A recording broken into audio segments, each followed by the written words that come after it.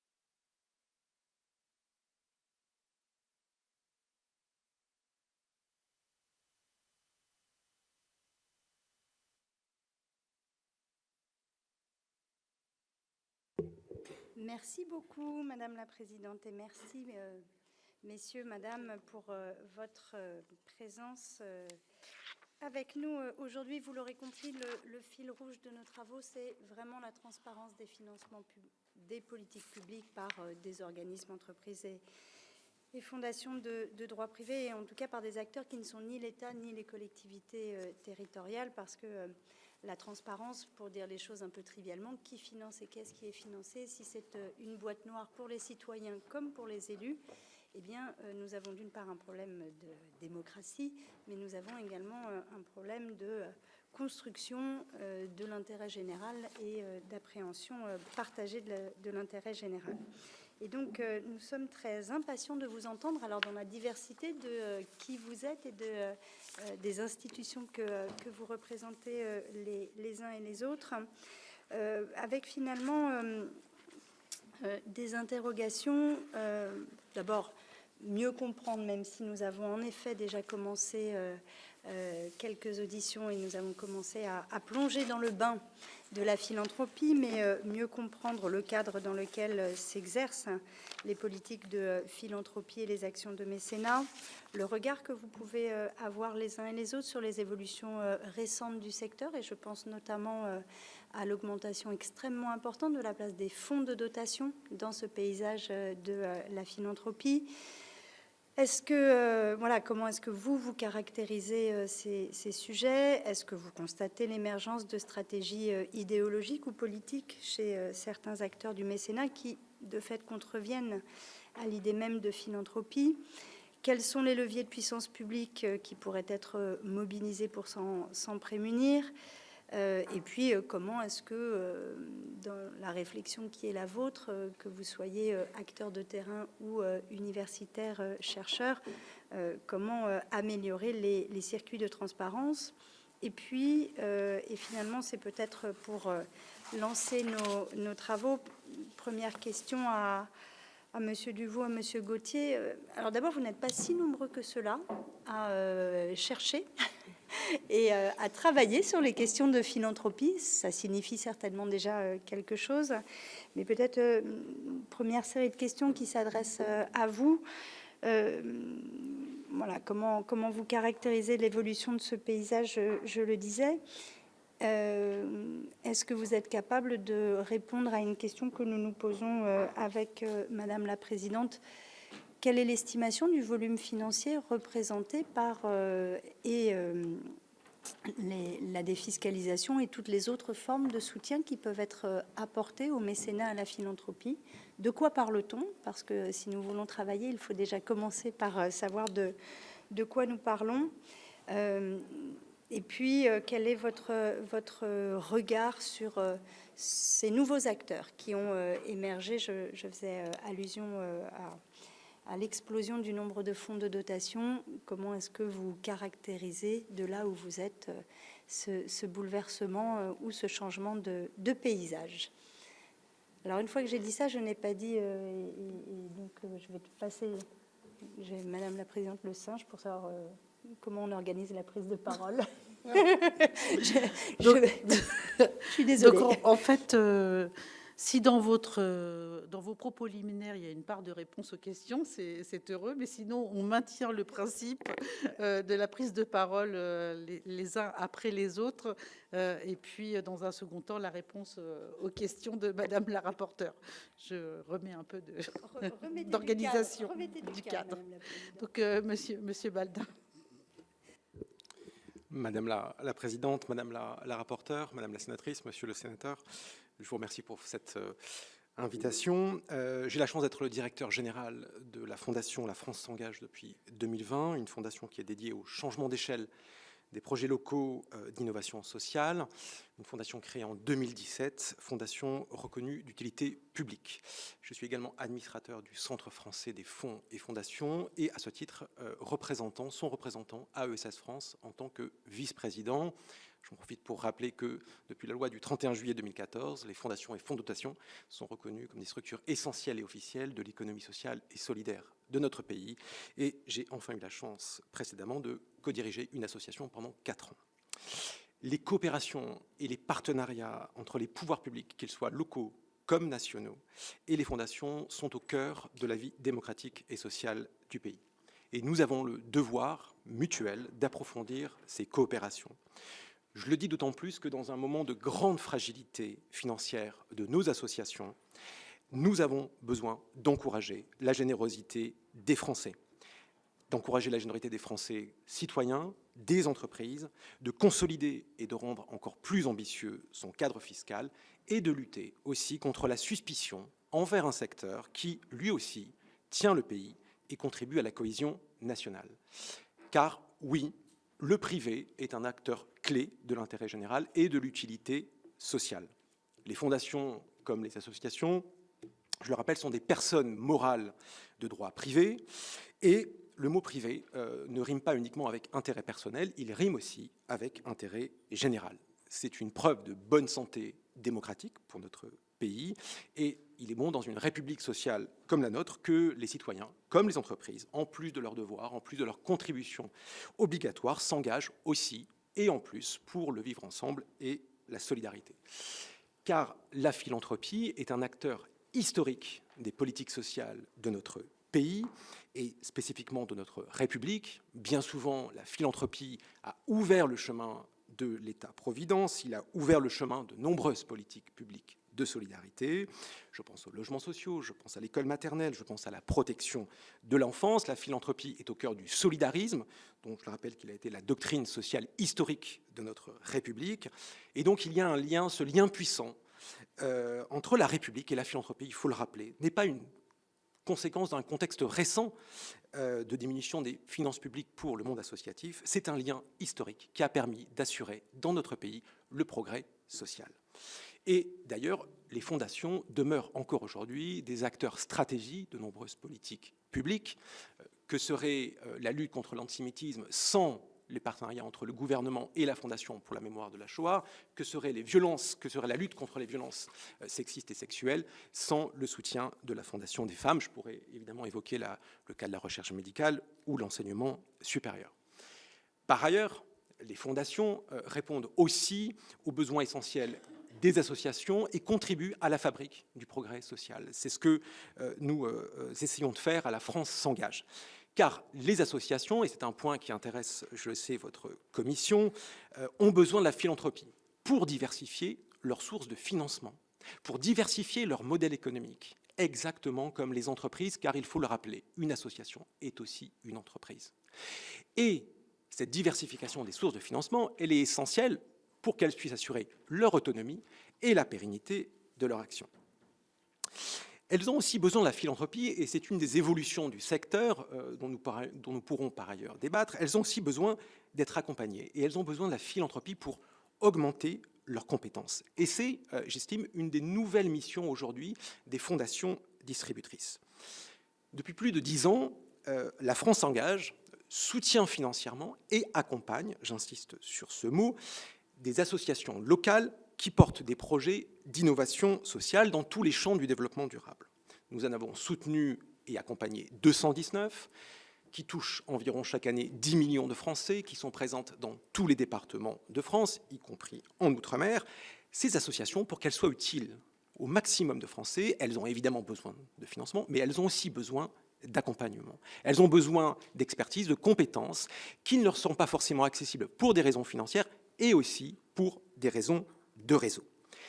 Lorsque nous apportons de l'expertise juridique à une association locale martiniquaise qui aide les femmes victimes de cancer à constituer une fédération d'associations pour qu'elles puissent essaimer dans tous les DROMCOM, lorsque nous apportons un soutien en mesure d'impact à une association qui aide les communes rurales à produire leur propre énergie sur leur territoire. Lorsqu'encore nous apportons de l'expertise stratégique à une association qui travaille dans le cadre de l'article 51 du Code de la sécurité sociale à développer les soins palliatifs à domicile. Eh bien, c'est absolument essentiel pour leur développement, car ces projets sont les politiques publiques de demain. Et il y a une condition encore plus essentielle pour assurer leur réussite et pour qu'elles puissent avoir le maximum d'impact pour le bien des Français, c'est de pouvoir justement les aider dans leur dialogue, leurs échanges, leur coopération avec la pouvoir publique. Et c'est ainsi, et je voulais conclure sur ce sujet, que nous avons lancé le programme La fonction publique s'engage avec la DIES, la Direction interministérielle à l'encadrement supérieur de l'État, avec l'INSP, pour permettre des formations communes entre les dirigeants de l'économie sociale et solidaire, et notamment associatifs, et les hauts fonctionnaires, pour montrer que l'avenir de notre pays se construit dans le dialogue, dans l'interconnaissance entre les acteurs privés de l'intérêt général, associatifs comme philanthropiques, et les pouvoirs publics. Et je suis heureux que votre commission puisse grandement y contribuer. Je vous remercie. Merci beaucoup. Monsieur Duvaux. Madame la Présidente, Madame la Rapporteure, Messieurs les sénateurs, c'est un très grand plaisir d'être parmi vous pour répondre à un certain nombre de questions fondamentales pour notre société et pour notre vie démocratique. Je voudrais rebondir sur ce que vous avez dit, Madame la Rapporteure. Nous sommes peu nombreux, finalement, à nous intéresser à ces questions de philanthropie. Et c'est un paradoxe à plusieurs titres. Je voudrais d'abord commencer par me présenter. Je suis professeur d'université en sociologie, président du Comité national de politique de lutte contre la pauvreté et l'exclusion placé auprès du Premier ministre. Je me suis intéressé à la philanthropie d'abord à partir de l'analyse des politiques sociales, des politiques de lutte contre la pauvreté en France, et puis aux États-Unis, où, comme beaucoup de personnes, j'ai découvert l'importance, l'influence du secteur de la philanthropie, des grandes fondations, non seulement dans la mise en œuvre, mais également dans la conception et la gouvernance des programmes sociaux, éducatifs et de santé. Et quand je suis rentré de séjour à l'université Harvard en 2014, eh bien, avec un certain nombre de collègues à Sciences Po, notamment ceux et celles qui travaillent sur les politiques socio-fiscales, eh bien, nous avons souhaité mettre à l'agenda de la recherche en sciences politique, sociale et historique, l'objet de la philanthropie, par ailleurs déjà traité dans, par exemple, la chaire de philanthropie de l'ESSEC, dont parlera Arthur Gauthier dans quelques minutes. Mais l'enjeu était de souligner la vivacité d'un secteur qui était trop souvent considéré comme appartenant à la préhistoire de l'État social, de notre modernité institutionnelle, parce que sa place dans l'innovation, dans l'émergence d'un certain nombre d'actions, de modèles d'intervention sont bien connus, mais la rapidité du développement du secteur, des fondations auxquelles nous avons assisté dans les années 2000,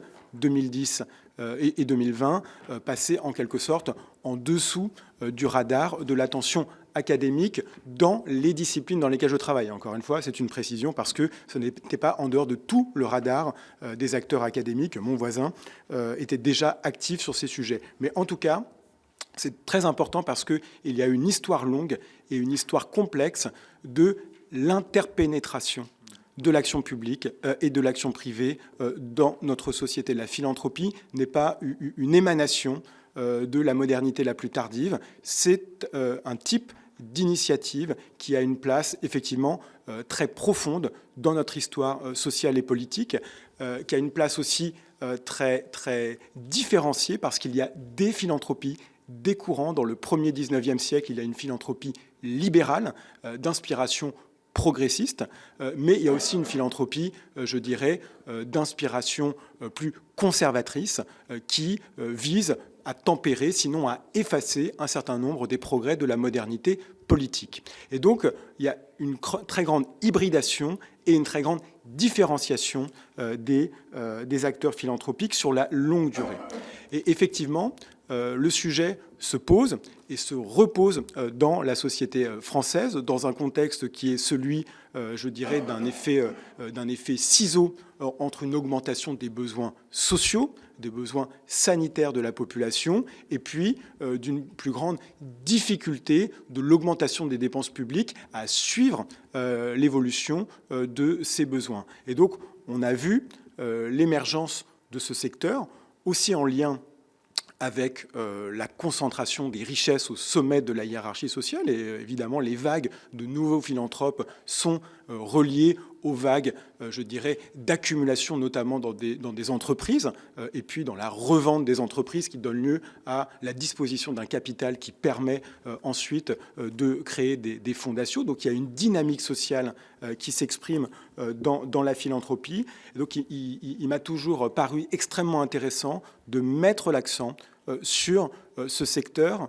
Pourquoi ? Parce qu'il fait ressortir un certain nombre de frontières et le déplacement de frontières, je dirais, d'initiatives entre acteurs publics et acteurs privés qui sont toutes et tous parties prenantes de la construction des normes sociales, de la construction de l'intérêt général et de la couverture des besoins sociaux, je dirais, depuis l'éducation, la santé, jusqu'à la culture, qui est évidemment un enjeu tout à fait essentiel de la philanthropie et du mécénat. Un point sur la question des volumes de transfert et des normes. Je crois que, d'après France Générosité, le total des sommes consacrées à la philanthropie, c'est autour de 9 milliards d'euros par an. Je crois qu'il y a 3 milliards à peu près qui sont issus de dons individuels et puis quelques autres milliards, 2,5 sous votre contrôle, bien sûr, du mécénat des entreprises, plus tout un ensemble d'autres formes de philanthropie.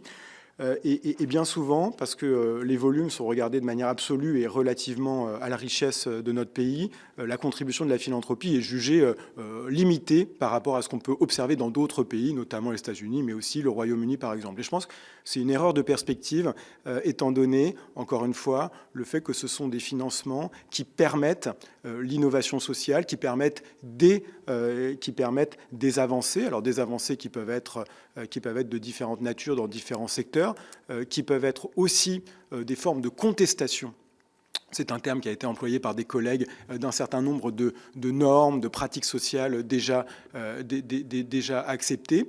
Et donc, beaucoup de choses se passent, même si les volumes peuvent paraître relativement limités en comparaison avec les transferts qu'assure la puissance publique. Et un dernier point pour dire que évidemment il y a des enjeux démocratiques. Pourquoi ? Parce que la philanthropie, c'est évidemment des contributions privées à l'intérêt général, reconnues comme telles et éligibles à des déductions fiscales sur la base d'un certain nombre d'articles du Code général des impôts. Mais c'est aussi je dirais, à travers ces déductions fiscales, une capacité d'expression de catégories de la population qui ne sont pas situées de manière totalement homogène dans l'espace social, évidemment. Et je pense qu'un des enjeux pour le secteur de la philanthropie, c'est celle de ces frontières entre la philanthropie de masse, du bénévolat, de l'ensemble des initiatives et une philanthropie plus élitaire, si vous me permettez l'expression, ou une tendance à la concentration des dons dans les catégories supérieures, ce qui a été, je dirais, le fondement d'un certain nombre de discussions publiques autour du rôle de la philanthropie en démocratie, notamment dans le contexte américain. Mais c'est le dernier point, et notamment qui a été très visible au moment des dons très spectaculaires autour de la reconstruction de Notre-Dame de Paris suite à l'incendie. Et je crois que c'est très sain en réalité, c'est qu'en France, le développement de la philanthropie va de pair avec une discussion publique critique sur son rôle, sur ses fonctions, sur la place qu'elle doit avoir. Et donc, votre travail fait partie de cette discussion publique et démocratique. Merci beaucoup. Monsieur Gauthier. Oui, merci Madame la Présidente, Madame la rapporteure, Mesdames, Messieurs, sénateurs, sénatrices. Donc moi, j'ai la chance effectivement de travailler comme Nicolas et quelques autres sur le sujet de la philanthropie. Nous avons créé en 2011 au sein de l'ESSEC, notre école de management, qui, je rappelle, est une association loi 1901, qui fait donc aussi partie de l'économie sociale et solidaire, cette chaire pour essayer d'y voir un petit peu plus clair sur ce phénomène de la philanthropie qui, effectivement, était assez peu étudié en France par des chercheurs académiques. Alors, moi, j'ai une spécialisation un peu différente de celle de Nicolas Duvaux, puisque moi, je suis docteur en sciences de gestion, mais avec un tropisme aussi pour la sociologie des organisations. Donc, je m'intéresse beaucoup aux organisations philanthropiques, notamment aux fondations, et à la relation aussi entre les frontières de la philanthropie et des phénomènes, on va dire, peut-être hybrides, qui vont peut-être mélanger le don, l'investissement, notamment dans ce qu'on appelle l'investissement impact. Donc tout ce qui est un petit peu des objets frontières m'intéresse aussi. Donc à la chaire philanthropie, on a eu un point d'observation, je dirais, assez intéressant du secteur, à la fois en France, mais on a aussi essayé de contribuer à faire dialoguer en fait les chercheurs qui s'intéressent à ce sujet dans différents pays, notamment européens. On a rejoint assez vite un réseau qui s'appelle ERNOP, le European Research Network on Philanthropy, qui en fait rassemble des personnes comme Nicolas et moi, et je dirais aussi des centres de recherche, des chaires, des instituts dans différentes universités ou écoles en Europe, et qui se posent à peu près les mêmes questions que nous, à savoir qu'est-ce que c'est exactement la philanthropie, d'où elle vient dans l'histoire. Et je suis tout à fait d'accord avec Nicolas que pour comprendre le présent, il faut aussi comprendre les trajectoires historiques. Comment est-ce qu'elle fonctionne, quel est son périmètre exact. Effectivement, le mot philanthropie est assez ambigu puisque il fait penser, quand on regarde un petit peu dans les médias ce que le mot philanthropie charrie, on voit surtout cette philanthropie d'élite, ces très grandes fondations, on voit le tropisme vers les philanthropes américains, les Gates, Buffett, etc. Mais c'est vrai que le terme philanthropie, dans une acception plus large et plus neutre, désigne en fait l'ensemble des dons privés pour l'intérêt général. Donc il peut inclure dans une définition, je dirais, plus grande, et bien aussi les dons des particuliers comme vous et moi, le don des entreprises, qu'on appelle souvent le mécénat d'entreprise en France. Je dirais, c'est cet ensemble qui nous paraît intéressant à étudier. Et donc, au fil des années, on a publié un certain nombre d'articles, de livres pour essayer de comprendre cette philanthropie et aussi peut-être de voir comment cette philanthropie à la française évoluait.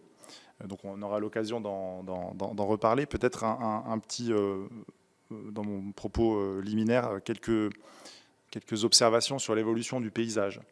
Il est vrai que, Nicolas Duvaux l'a rappelé, on chiffre à peu près aujourd'hui à 9 à 10 milliards d'euros par an, tout cumulé, c'est-à-dire particuliers, entreprises, que ce soit par le biais de fondations ou en direct, il faut faire attention au double comptage, et je sais que c'est quelque chose que nos amis de France Générosité et de l'Observatoire de la philanthropie de la Fondation de France ont bien en tête.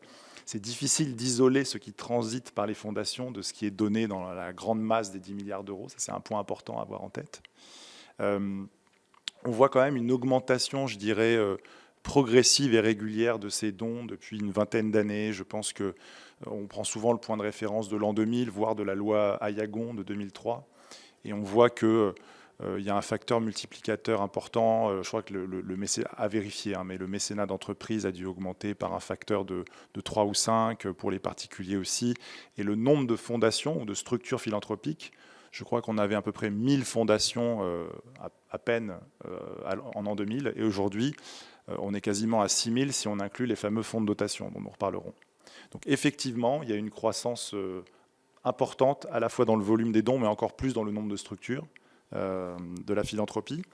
Je voulais attirer aussi votre attention sur le fait que ces dons ne tombent pas du ciel. Il y a aussi tout un travail que font justement les associations, les établissements publics, les fondations opératrices, puisque le mot fondation peut être ambigu, hein. Il désigne à la fois des organisations qui distribuent des fonds à d'autres structures, donc ça c'est 80% des fondations aujourd'hui en France, mais les 20% restantes, ce sont ce qu'on appelle des fondations opératrices. Donc ça va plutôt être les apprentis d'Auteuil, l'Institut Pasteur, qui vont gérer des établissements publics, des musées, etc. Donc attention au terme fondation qui est polysémique aussi, mais mon propos voulait simplement, pour terminer, dire que cet argent privé ne tombe pas du ciel. Il y a une professionnalisation aussi importante des acteurs associatifs et aussi des établissements publics, je le disais, pour aller collecter ces fonds. C'est tout ce qu'on appelle les métiers de la collecte de fonds, du fundraising. Et je dirais qu'en parallèle de l'augmentation, peut-être, comme le rappelait Nicolas Duvou, de certaines fortunes liées à la revente d'entreprises dans la technologie, les secteurs financiers, eh bien, vous avez aussi une professionnalisation accrue des associations qui vont aller collecter des dons auprès de vous et moi, auprès de certains grands donateurs mécènes, auprès des entreprises. Et c'est aussi, je pense, une partie de l'explication de l'augmentation de ce secteur, c'est la professionnalisation des structures qui cherchent des fonds dans le contexte que vous avez rappelé, hein, de raréfaction des financements, en tout cas des subventions publiques, et une tension assez forte qui oblige beaucoup de structures à faire feu de tout bois et à diversifier leurs ressources. Très bien. Alors, Madame Van de Voorde.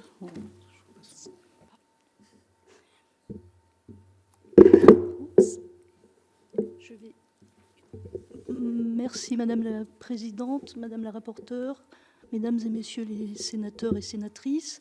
Je vous propose d'organiser mon propos en 2 points. La première, c'est présenter ce qu'est la Fondation de Lille.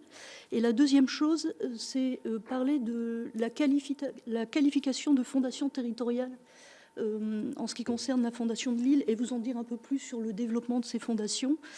Alors, en premier lieu, la Fondation de Lille est juridiquement une fondation reconnue d'utilité publique et abritante. Elle va fêter ses 30 ans l'année prochaine et elle a été créée à l'initiative de Pierre Mauroy à la fin des années 80. Il a constitué en 1988 une association de préfiguration. Et l'association de préfiguration, pendant une dizaine d'années, avait 2 objectifs. La première, montrer que cette association était en mesure de monter collectivement et de soutenir collectivement les projets d'intérêt général à Lille et dans la région Nord-Pas-de-Calais à l'époque. La deuxième mission de cette association, c'était de constituer la dotation statutaire qui était exigée par le Conseil d'État pour la création de la fondation reconnue d'utilité publique. En août 1997, la Fondation de Lille a été reconnue d'utilité publique et la capacité de fondation abritante qui est également donnée à préavis en Conseil d'État a été attribuée à la Fondation de Lille en février 2008, donc un peu plus tard.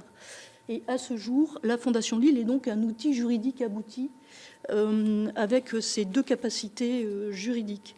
La Fondation de Lille, c'est une fondation un peu particulière qui est multicause, c'est-à-dire que son objet social lui permet d'intervenir dans de nombreux domaines de l'intérêt général. C'est la première chose. La deuxième chose, c'est que c'est une fondation qui travaille à la fois avec des acteurs privés et publics du territoire, en soutien aux associations qui œuvrent auprès des personnes les plus en difficulté. Et ce que je peux dire également dans sa caractéristique, c'est qu'elle a un conseil d'administration qui est souverain, comme dans toutes les fondations reconnues d'utilité publique, avec différents collèges constitués de membres fondateurs, de personnalités de la société civile, de partenaires institutionnels et d'un collège des salariés. Nous sommes une petite fondation de 3 salariés et nous travaillons avec un ensemble de bénévoles qui ont des compétences spécifiques pour agir en fonction des actions que nous menons. Rapidement, sur les actions que la Fondation mène sur son territoire, quand je parle de territoire, je parle principalement de la région des Hauts-de-France désormais. Elle mène donc des actions sociales d'urgence auprès de personnes en grande difficulté. Elle mène des actions, une grande action qui s'appelle les Bourses de l'Espoir, qui permet de soutenir les étudiants en situation de précarité pour leur donner un coup de pouce et leur permettre, à un moment crucial de leur parcours d'études, d'aller jusqu'au bout de leurs études. Nous finançons également des associations qui œuvrent pour le bien vivre ensemble, la réinsertion et la lutte contre l'illettrisme. Nous avons également un fonds solidarité climat territorial qui a été le premier créé en France et un prix littéraire Alain Decaux de la francophonie qui a été parrainé par le célèbre académicien et qui s'adresse à l'ensemble des pays francophones dans le monde. Donc vous voyez une diversité d'actions sur son territoire, en dialogue avec d'autres territoires et d'autres cultures. Sa deuxième mission, c'est d'abriter des fondations. Elle en abrite actuellement 10. Ce sont de petites fondations. Et dans les fondations que nous abritons, on distingue les fondations qui sont créées par des acteurs du territoire. Je peux citer par exemple la Fondation Toyota Valenciennes, la Fondation des notaires Nord-Pas-de-Calais, par exemple, il y en a d'autres. Et puis, une autre typologie de fondations abritées que sont les fondations territoriales abritées. Et nous avons testé et expérimenté l'abri de ces fondations territoriales. Voilà, donc en 2022-23, une fondation internationale nommée Porticus nous a identifiés pour porter une recherche-action sur le développement, sur l'identification des fondations territoriales en France, et puis sur le développement, la reconnaissance de ces fondations au niveau national et auprès des différents acteurs publics et privés sur les territoires, mais également à l'échelle nationale.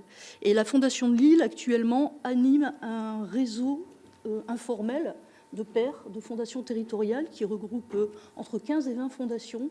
Nous avons identifié 26 ou 27 fondations territoriales en France et nous avons été à l'initiative également de la création de ce qu'on appelle une coalition nationale pour les fondations territoriales qui regroupe les grandes structures nationales engagées sur la philanthropie locale, sur le mécénat territorial, sur l'engagement. Et donc on regroupe la Fondation de France, le Centre français des fonds et fondations, le laboratoire de recherche Le Rameau, l'ANUICAL, la Fondation des territoires et la Fondation Lille qui fait le trait d'union entre cette coalition nationale et le réseau de pairs au niveau territorial. Je vous propose de m'arrêter là pour la présentation et vous aurez sans doute des questions sur ce thème. Ok, très bien, merci. Donc, désormais, les questions. Madame la rapporteure. Merci, Madame la Présidente. Alors, peut-être en serriant les questions et en m'adressant à vous, messieurs Duvaux et Gauthier. D'abord, merci pour ces premiers éclairages, y compris de remise dans un contexte plus historique. Si je reviens sur les évolutions plus récentes, voilà, je reviens sur ma question sur les fonds de dotation. Comment est-ce que vous analysez ce qui semble être quand même un des éléments structurels de modification du paysage? Pourquoi? Qu'est-ce que ça produit de là où vous êtes sur les modes de fonctionnement et de cet écosystème-là? Je vois que vous êtes en train de vous répartir. Je peux commencer si vous le souhaitez. Avec un grand plaisir. Alors de mémoire, le fonds de dotation donc, a été introduit dans la loi française en 2008 C'était un projet qui était notamment porté par Madame Christine Lagarde. Le but initial était de, je pense, favoriser le développement d'initiatives philanthropiques et de le rendre, je dirais, peut-être plus facile dans une optique peut-être assez libérale de développer en fait la philanthropie sans passer par le statut en fait emblématique et historique que le statut de fondation reconnue d'utilité publique et qui, comme tout le monde dans le secteur le sait, est assez difficile à obtenir, fait l'objet d'une certaine, on va dire, il faut avoir un montant important pour la lancer, 1,5 million d'euros dans la jurisprudence actuelle. Il y a évidemment la minorité des fondateurs au conseil d'administration, ils ne peuvent pas avoir plus d'un tiers des membres. Il y a la présence d'un commissaire du gouvernement ou d'un représentant du ministère de tutelle dans la gouvernance. Donc peu de fondations finalement reconnues d'utilité publique. Aujourd'hui, de mémoire, je pense qu'on en a à peu près 600 en France. Et donc l'idée était, je crois, en parallèle de la formule de la fondation abritée, dont on reparlera sans doute, qui n'a pas de personnalité morale, mais qui est aussi un outil qui a vraiment démocratisé la philanthropie en France, eh bien ce fonds de dotation, je pense, a été pensé comme un outil pour permettre à plus de personnes de s'engager dans la philanthropie. Bon, il faut rappeler que c'est tout de même une structure juridique d'intérêt général. Elle ne peut pas ne pas être d'intérêt général, sinon voilà, elle est hors la loi. Donc il faut quand même qu'il y ait ce caractère d'intérêt général. Mais effectivement, comme on vous l'a certainement déjà expliqué, elle est plutôt facile à créer. En fait, quand je revois les mots en fait, des promoteurs de cette loi à l'époque, c'était la facilité de création d'une association, avec une simple déclaration en préfecture, me semble-t-il, et puis la capacité juridique d'une fondation. Alors, à l'époque, il était possible de créer une fondation sans dotation initiale, ce qui était assez paradoxal. Ça a été réparé depuis, puisque aujourd'hui, il y a un minimum de 15 000 euros pour lancer un fonds de dotation, ce qui n'est pas énorme, mais qui est quand même un minimum. Et puis, je dirais que mon sentiment, c'est que ça a permis effectivement... Alors, une grosse partie des créations au début ont été des fonds de dotation qui n'avaient pas forcément d'activité immédiate, mais qui avaient été créés peut-être par... opportunité, on sait que c'est des structures qui sont en fait qui doivent se gérer de manière un peu autonome. Donc, il faut, quand on crée un fonds de dotation, se débrouiller pour organiser sa gouvernance, pour organiser les flux de générosité. C'est moins encadré qu'une fondation abritée ou une fondation reconnue d'utilité publique. Donc, ça demande aussi une petite ingénierie. Donc, il faut savoir aussi que voilà, un certain nombre de cabinets d'avocats ont encouragé aussi cette forme juridique. Et effectivement, on a eu une explosion du nombre de fonds de dotation. Aujourd'hui, il y a moins de coquilles vides qu'à l'époque. Et je crois que la loi a un petit peu évolué. Il me semble que depuis la loi, je ne dis pas de bêtises si c'est la loi séparatisme d'août 21, qui aujourd'hui demande des comptes en fait, aux fonds de dotation de manière un peu plus stricte, c'est-à-dire un rapport d'activité annuel, des comptes annuels à remettre obligatoirement à l'autorité administrative, ce qui n'était, je crois, pas le cas au tout début. Donc, on voit une évolution quand même de la loi. Je pense que globalement, ce sont des outils qui ont beaucoup plu à certaines personnes qui voulaient s'engager en philanthropie mais n'avaient pas les moyens pour créer une fondation reconnue d'utilité publique et qui n'avaient peut-être pas envie de s'abriter sous l'égide d'une fondation abritante comme la Fondation de France ou la Fondation de Lille, par exemple. Donc voilà, je dirais que c'est plutôt une mesure libérale dans le sens où elle a facilité la création d'objets d'intérêt général, je le rappelle, et avec une philosophie qui à l'époque était plutôt un contrôle a posteriori qu'un contrôle a priori, contrairement à la Fondation reconnue d'utilité publique qui, elle, demande un contrôle a priori de l'État via notamment l'aval du Conseil d'État avant de se lancer. Ouais, ça renverse un petit peu la logique. Donc, après, sur ce qu'on en pense, ben, écoutez, il y a des fonds de dotation qui font des choses formidables. Ils ont, que ce soit des particuliers, des entreprises, j'en connais certains qui sont voilà, remarquables dans leur action.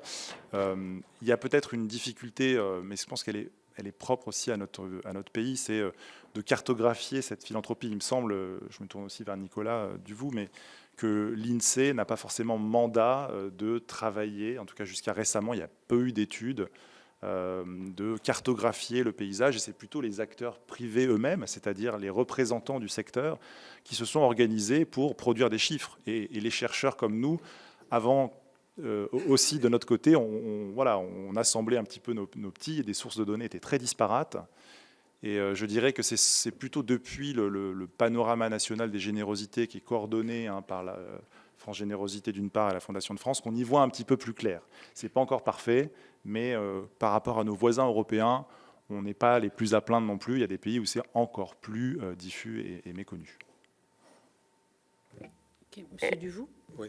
Ouais, juste quelques compléments, parce que vraiment je souscris à tout ce qui vient d'être dit par Arthur Gauthier. Je crois que l'arbitrage devant lequel se trouvent les pouvoirs publics, c'est d'encourager l'initiative privée, tout en gardant des mécanismes de contrôle, de supervision qui, je dirais, empêchent les dérives avec les enjeux réputationnels qui, pour un secteur comme la générosité, sont extrêmement importants.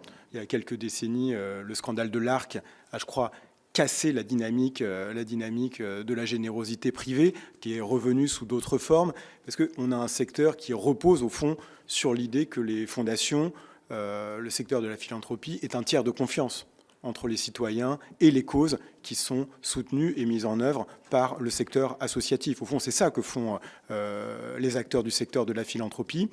Et donc, dans cette dynamique du fonds de dotation, je crois qu'il faut quand même garder à l'esprit 15 000 euros, effectivement, qui est le chiffre plancher. C'est un chiffre extrêmement limité au regard, si vous me permettez l'expression, elle n'est pas très heureuse, mais là, j'en ai pas d'autres, aux autres tickets d'entrée pour ouvrir une fondation abritée dans une grande structure abritante. 15 000 euros, c'est largement inférieur. Et donc, ça démocratise et donc ça ouvre la voie à peut-être des formes, je dirais, d'apprentissage, on va le dire de manière positive, d'apprentissage, c'est-à-dire de tâtonnement de personnes qui avaient un projet associatif, qui ont pu ouvrir une structure telle qu'un fonds de dotation, tout simplement pour collecter en vue des projets associatifs. Et donc, c'est vraiment des canaux de financement. Et je crois que quand on regarde, par exemple, un certain nombre de grandes structures aujourd'hui, fondations abritantes, prenons la fondation Caritas France, par exemple, qui est devenue une des structures abritantes importantes dans le paysage, évidemment pas au niveau de la Fondation de France, en nombre de fondations abritées, mais sectoriellement sur la question de la pauvreté et l'exclusion, un acteur important. Eh bien, je crois que ça ne serait pas trahir la dynamique qui s'est mise en œuvre au niveau du Secours catholique, qui a été de chercher à structurer à la lisière, je dirais, de l'association historique, une organisation, une structure qui permet d'aller collecter autrement pour les missions du Secours catholique, mais pour d'autres également, avec un sens, je dirais, d'ouverture à des projets qui ne sont pas de l'association dont est issue la structure. Donc je crois que c'est vraiment cette idée, encore une fois, d'augmentation des besoins, de perception d'un déplacement des ressources vers des catégories de la population, les grands donateurs, si on peut les appeler comme ça, et puis la perception, encore une fois, que les ressources publiques sont je dirais, parfois insuffisantes par rapport à des besoins. Donc c'est vraiment ce triangle-là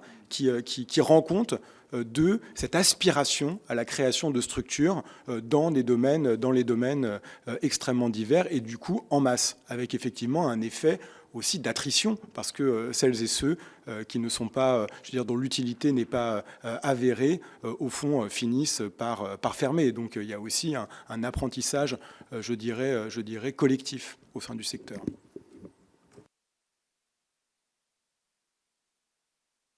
Madame Vondevoorde. Merci Madame la Présidente. Simplement apporter peut-être un témoignage en tant que fondation abritante sur les fonds de dotation. Bien souvent, les porteurs de projets qui viennent nous voir à la Fondation de Lille ne savent pas toujours quel véhicule juridique prendre pour porter leur projet. Et donc, la question qui se pose, c'est avec qui est-ce que je souhaite travailler et de quelle façon ? Puisque vous savez sans doute que les fonds de dotation ne permettent pas de mutualiser des fonds, de recevoir des fonds publics, ni de recevoir d'aide publique. Et ce qui fait que, alors, à la Fondation de Lille, où nous abritons également des fondations territoriales, la mixité publique-privée est importante. Et donc, le choix va se faire aussi sur le projet et la question de savoir avec qui je veux travailler et est-ce que je veux mutualiser des fonds pour mener telle ou telle cause. Donc, il y a cette question qui revient à chaque fois.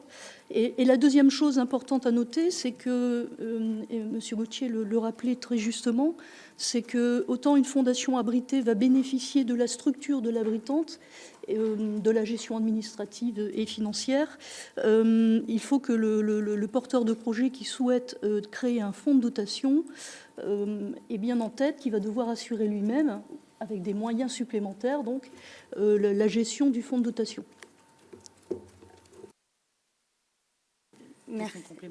Merci, merci beaucoup à tous les trois. Et du coup, d'abord, merci, c'était éclairant de remettre ça dans le paysage. Si je reprends notre fil rouge, celui qui guide nos travaux sur la transparence des financements, vous avez déjà commencé à répondre, Madame Van de Voort, de là où vous êtes, et j'imagine que Damien Baldin pourra compléter. Mais voilà, comment est-ce que cette transparence des financements, elle a effectivement été regardée, vous faisiez allusion au scandale de l'Arc, et donc il y a eu un vrai travail opéré, alors Cour des comptes, mais pas que, pour remettre de la confiance et bien s'assurer que l'argent donné par des donateurs était utilisé aux fins pour lesquelles il devait être utilisé. Mais comment est-ce que l'ensemble de la chaîne de transparence est garantie, soit par l'organisation du secteur, soit par les modalités de l'un et de l'autre, Fondation abritante, Fondation abritante. Comment est-ce que vous construisez cette transparence sur les flux financiers et les choix qui sont faits?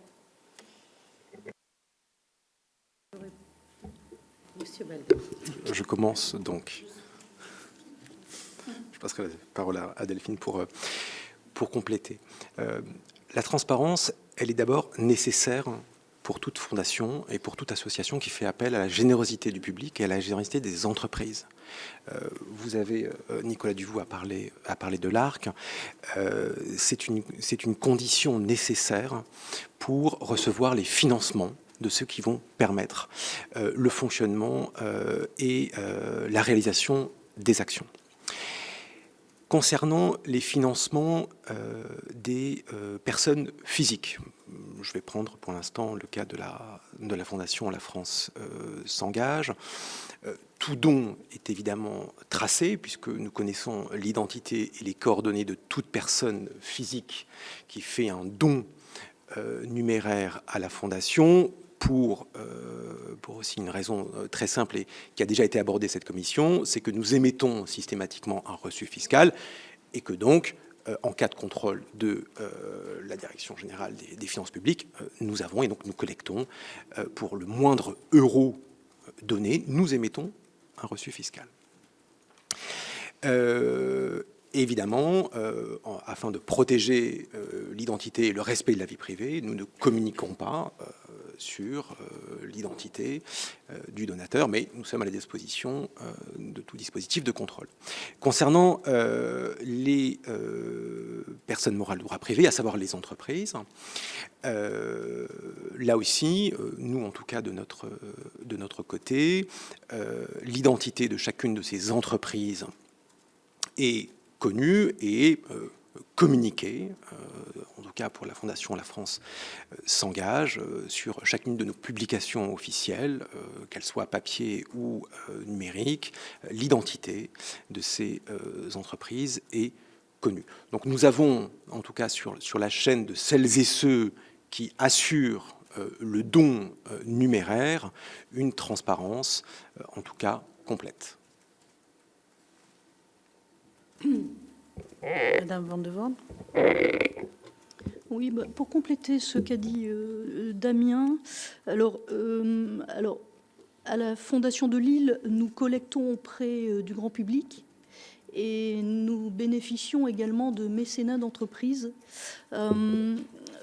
Si je prends un exemple, nous menons une action qui s'appelle les Bourses de l'Espoir et qui est la plus grande action, je vais dire, de la Fondation de Lille, qui nous permet de collecter entre 70 000 et 100 000 euros par an pour aider 50 ou 60 lauréats à peu près. Ce que nous faisons, alors d'abord, c'est qu'en interne à la Fondation de Lille, on préfère avoir plusieurs petits mécènes que un ou deux gros mécènes. Alors, il y a deux raisons à ça. La première, c'est que si nous avons deux gros mécènes ou un gros mécène, le jour où il s'en va, il n'y a plus d'action. La deuxième raison, c'est aussi la question de l'indépendance de la Fondation et le fait d'avoir plusieurs mécènes qui mettent de petites sommes. Alors, je ne sais pas ce que ça veut dire, petite somme ou grande somme, mais à la Fondation de Lille, en tout cas, sur les bourses de l'espoir, les contributions des entreprises vont de 2 000 euros à 12 000 euros, exceptionnellement parfois 50 000 euros. Et on a une multitude de mécènes de cette taille qui contribuent. Au niveau des citoyens, alors les dons, pour nous, la collecte de dons est un prétexte aussi pour faire de la pédagogie sur les problèmes du territoire. Et lorsque l'action des Bourses de l'Espoir est clôturée, nous organisons toujours une grande manifestation qui permet à la fois aux mécènes, aux donateurs particuliers et à nos partenaires institutionnels et socio-éducatifs de rencontrer les lauréats et de réexpliquer l'action, les dons qui ont été collectés, etc. Et je pense que, alors, dans une fondation, dans la proximité, c'est peut-être un peu plus simple. Et puis, avec toutes les règles également, les fondations reconnues d'utilité publique ont un certain nombre de contraintes, alors ce qui est normal aussi, on doit publier ses comptes, etc. Et on établit également des rapports d'activité, etc. Et puis, nous utilisons beaucoup la communication réseau.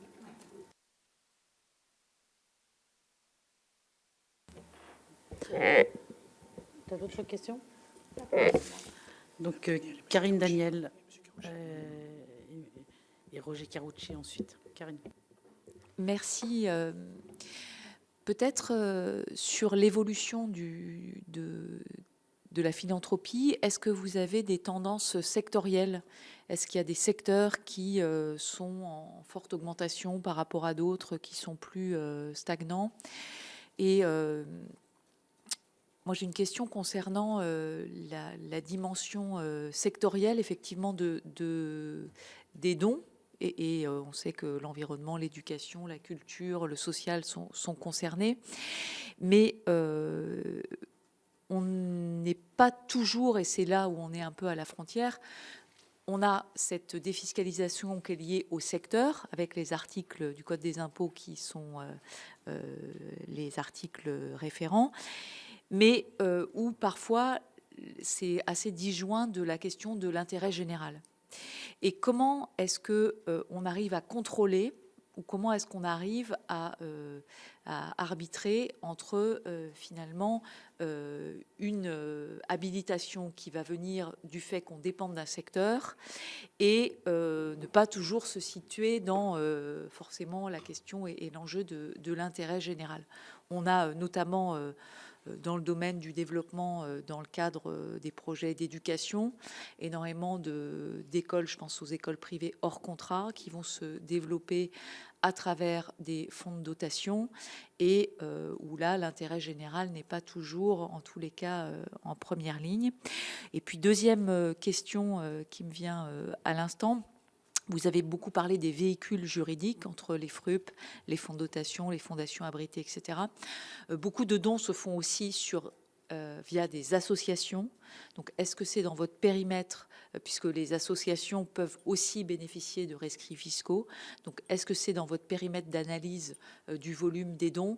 Et comment est-ce que vous analysez ou pas, parce que c'est un petit sujet de transparence que l'on a, les relations et les flux financiers entre les fonds de dotation, les fondations et puis le secteur associatif?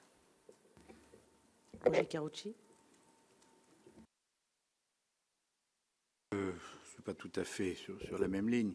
Il peut y avoir des financements d'établissements privés hors contrat qui sont tout à fait réguliers. Je veux dire, c'est au ministère de l'Éducation. D'ailleurs, on a reçu leurs représentants qui nous ont dit quelles étaient les modalités de contrôle, voire de sanctions si nécessaire.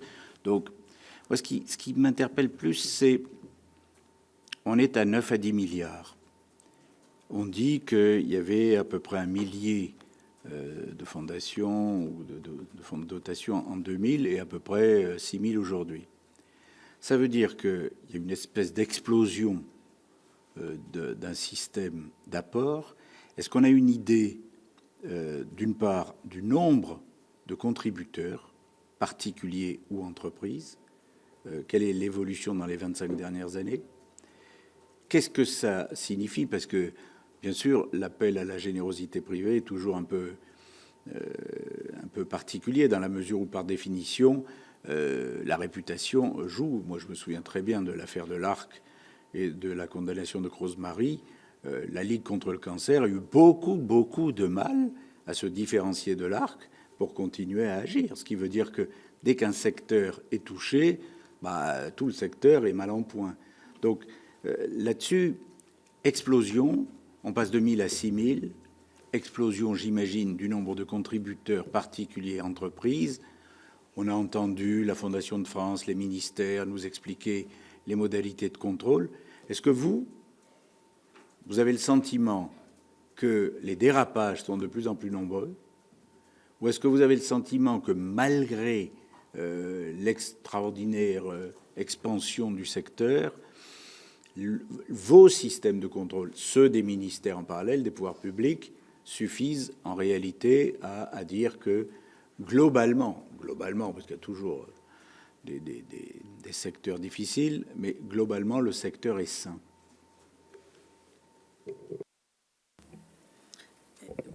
J'aurais une question complémentaire, peut-être que vous n'aurez pas la réponse, mais sur les fonds de dotation, il y a eu un rapport donc, de l'inspection générale qui est récent quand même, qui date de 2025, et qui met en évidence le fait que 36 des dotations des 4628 fonds recensés sont inconnus ou non renseignés. Donc c'est dire que le suivi n'est pas encore tout à fait au point. Et par ailleurs, 36% des je cite, donc il n'y a rien de secret là-dedans, 36% des dotations recensées sont strictement égales à 15 000 €, ce qui correspond au montant minimal que vous avez évoqué. Et donc, vraisemblablement, n'est pas fournie l'évolution du fonds, parce qu'il n'a pas vocation à rester à 15 000 piles. Et s'il reste à 15 000 piles, c'est qu'il n'a pas rempli son office, en tout cas ce pourquoi il avait été créé. Donc ça interroge quand même, parce que l'objet c'est la transparence, et donc ça fait partie des sujets, des questionnements que nous avons. Donc je ne sais pas qui souhaite répondre en premier à cette salve de questions. Voilà. Sinon, donc Monsieur Duvou et Monsieur Gauthier n'ont pas parlé depuis. Alors, Monsieur Duvou. Oui, merci beaucoup, Madame la sénatrice, Monsieur le sénateur, pour ces questions, Madame la présidente, pour ce complément d'information. Je dirais, en espérant ne pas trahir l'intention de vos questions, vous avez posé la question de la conformité à l'intérêt général et vous avez posé la question des dérapages du secteur. Et je dirais que il y a une question sur la conception sous-jacente à la question de est-ce qu'on est conforme à l'intérêt général quand on crée des écoles privées hors contrat. C'était l'exemple que vous avez pris. Je crois qu'on est devant une conception assez circulaire de l'intérêt général en réalité, qui renvoie au fait d'être et de pouvoir donner lieu à, c'est une définition fiscale de l'intérêt général au fond.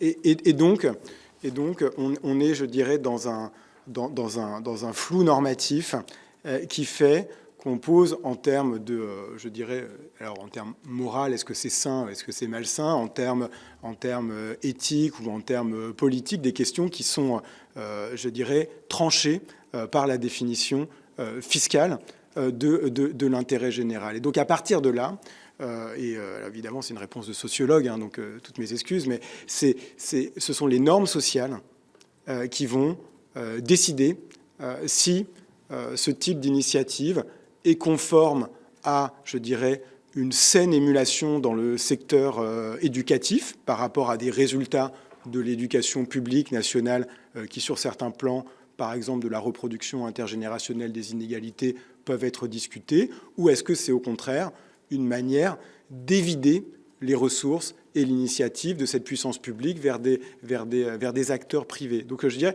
la réponse n'est pas une réponse de nature juridique. Elle tient aux normes sociales dans lesquelles nous allons coder, nous allons catégoriser des initiatives comme relevant du périmètre de l'action légitime ou non légitime au regard d'une conception peut-être volontariste de l'intérêt général. Et donc ça c'est, je pense, un point de difficulté particulier à notre société vis-à-vis de la philanthropie.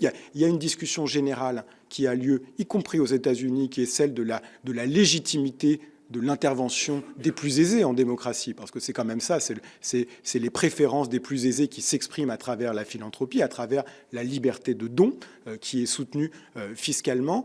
Mais je crois qu'en France, on a une autre question qui est que puisqu'on a une définition très sobre et très circulaire de l'intérêt général, au fond, acceptons-nous, et je n'ai pas la réponse, j'essaie d'expliciter la question, acceptons-nous un pluralisme dans la fourniture d'un certain nombre de biens sociaux fondamentaux, éducation, santé, culture. Et ce pluralisme, il va de pair, et c'était voilà, votre remarque sur la pluralité des donateurs, avec la gestion d'une forme de contrôle parfois du donateur, du mécène, sur les actions qui sont engagées derrière. Ce qui est évidemment quelque chose qui, dans la culture politique française, eh bien, pose problème, même si c'est, je dirais, la régularité du fonctionnement du secteur, parce que ça repose sur la générosité privée. Donc voilà, je ne sais pas si la réponse éclaire cette question du dérapage ou pas, mais en tout cas, il me semble un point très important à faire ressortir. Il y a derrière un enjeu de normes sociales et il y a un enjeu derrière de pluralisme dans la construction de l'intérêt général et de rapport de la société française avec ce pluralisme dont la philanthropie est une forme d'expression. Alors, sur le caractère sain ou pas du secteur, là, je me garderai bien de me prononcer, faute de connaissance de cas, je dirais, qui iraient dans le sens, je dirais, de malversation avérée. Et je crois que là aussi, c'est plutôt une question de perception publique de l'utilisation des ressources de la générosité et encore une fois, des contributions publiques indirectes qui sont faites au titre des déductions, exonérations fiscales à ces initiatives. Et je crois que le fait qu'un certain nombre de débats publics, sociétaux, aient eu lieu sur des enjeux, et pour revenir sur la question des sectoriels, sur des enjeux culturels, est très significatif du fait qu'on a là, évidemment, un secteur qui est très important et très visible en France pour tout un ensemble de raisons. Le cadre fiscal, la loi Aillagon qui a été évoquée par Arthur Gauthier, peut-être une spécialisation sectorielle sur l'industrie du luxe qui fait que la philanthropie a aussi une très grande visibilité dans ce domaine culturel. Et puis, voilà, la pondération avec des missions d'intérêt général qui peuvent paraître peut-être plus centrales ou plus fondamentales, la lutte contre la pauvreté, par exemple. Je reviens sur un des éléments de la discussion publique autour des dons au moment de la reconstruction de Notre-Dame de Paris. Monsieur Gauthier. Oui, merci pour vos questions très pertinentes. Sur ce qui concerne je dirais les contrôles dans le secteur, je dirais des associations et des fondations, si on groupe ces deux types d'organisations qui, on le rappelle, sont quand même souvent des partenaires. Les associations étant souvent celles qui font, les fondations celles qui financent, même si, comme je le rappelais, certaines fondations ont des activités opératrices. Donc, toutes les associations ne sont pas d'intérêt général, il faut le rappeler. Certaines sont des clubs, des clubs sportifs ou des clubs amateurs, des bars associatifs. Ils n'ont pas cette vocation d'intérêt général, en tout cas pas cette dimension-là. Seules certaines associations qui respectent un certain nombre de critères, et elles sont effectivement aujourd'hui codifié dans le Code général des impôts, et on est passé d'une notion finalement de droit public ou de droit administratif dans l'histoire de notre pays à aujourd'hui une question de définition fiscale. Mais je ne vais pas y revenir, Nicolas Duvaux a tout dit. En termes de contrôle, donc, il y a deux formes de contrôle finalement dans le secteur aujourd'hui. Il y a ce qu'on appelle les bonnes pratiques du secteur lui-même, qui a justement, du fait des risques réputationnels comme l'affaire de l'Arc, s'est organisé dès les années 90 pour mettre en œuvre des formes de labellisation, de certification. Vous connaissez certainement le don en confiance, qui est l'organisation de référence dans le secteur, qui fait appel à des experts indépendants pour auditer les comptes, mais aussi les pratiques, les statuts juridiques, les codes de gouvernance de ces structures. Et la position du label don en confiance, comme vous l'imaginez, a pour objet de justement rassurer le donateur. Et c'est déjà une forme de contrôle intéressante, je dirais. Il y a aussi d'autres organismes comme IDEAS qui vont aussi regarder la transparence financière et les évaluations d'impact, notamment de ces structures. Donc ça, ce sont des démarches volontaires. Mais je pense que c'est important de rappeler qu'elles ont le mérite d'exister et elles sont exigeantes. Ce n'est pas du copinage. Pour voir un peu comment ça fonctionne, il y a effectivement des experts qui font leur travail. Et c'est déjà une première brique intéressante. Ensuite, de ce que j'en ai compris, il y a des contrôles de la Cour des comptes, de l'IGAS, l'Inspection générale des affaires sociales, qui vont plutôt viser, je dirais, les plus grandes structures ou les structures qui vont peut-être collecter beaucoup d'argent ou qui vont avoir pignon sur rue. Certains rapports de la Cour des comptes ont d'ailleurs été très critiques de certaines organisations. Je n'ai plus exactement en tête, mais une organisation dans le domaine de la protection des animaux a été épinglée pour sa gestion de ces immeubles de rapport, etc. Donc ces rapports-là, ils sont très utiles, ils sont nécessaires, mais vous comprenez bien qu'en étant passé de 1000 à 6000 structures et en ayant 1,3 million d'associations en France aujourd'hui, on ne peut pas tout contrôler. En tout cas, l'État, je pense, l'administration n'a pas les moyens de faire un contrôle systématique. En tout cas, peut-être que ça se développera, mais aussi profond que ce qui est fait aujourd'hui sur des cas particuliers. Donc, en termes de dérapage, je ne saurais vous répondre, monsieur le sénateur. J'ai l'impression globalement que on a un secteur qui fonctionne plutôt bien avec, comme il y a cette crainte de la réputation en fait, du secteur, je pense que ça incite une grande partie des membres du secteur à faire les choses le plus proprement possible et à être exemplaires parce qu'ils jouent très gros. Voilà, ils jouent très gros sur leur réputation vis-à-vis des donateurs. Si je reprends une autre question sur le nombre de contributions, je dirais que alors, je n'ai pas exactement tous les chiffres en tête, mais aujourd'hui, vous avez à peu près 100 000 entreprises qui font du mécénat en France. C'est à peine 10% des entreprises. Donc, il y a une marge de manœuvre importante. Il faut aussi rappeler qu'en France, on a énormément de toutes petites entreprises unipersonnelles. Donc, les chiffres sont un petit peu faussés, mais toutes les grosses entreprises du CAC 40 font du mécénat aujourd'hui, mais voilà, pas toutes les PME ou les ETI. Donc, pour les particuliers, je crois on plafonne à peu près à, me semble-t-il, 15% des foyers fiscaux qui déclarent des dons régulièrement chaque année. Donc là aussi, on pourrait se dire qu'il y a une marge de manœuvre possible. Mais mon sentiment, il faudrait vérifier les chiffres, c'est que le nombre de structures a cru plus vite que, je dirais, les dons eux-mêmes, les montants eux-mêmes, qui ont cru un peu moins vite. Donc on a aussi la création de nombreuses petites structures, et c'est ce que rappelait un peu Nicolas Duvaux tout à l'heure, avec les fonds de dotation, les fondations abritées. On a démocratisé l'accès à la philanthropie, ce qui fait qu'on a aussi aujourd'hui beaucoup de petites structures qui ne donnent pas beaucoup à des petites associations.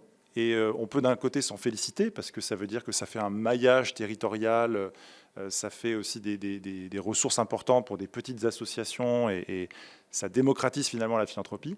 Mais on peut aussi se dire que ça émiette un peu le secteur, et que c'est plus difficile finalement de contrôler tout ce qui se passe dans toutes ces petites fondations.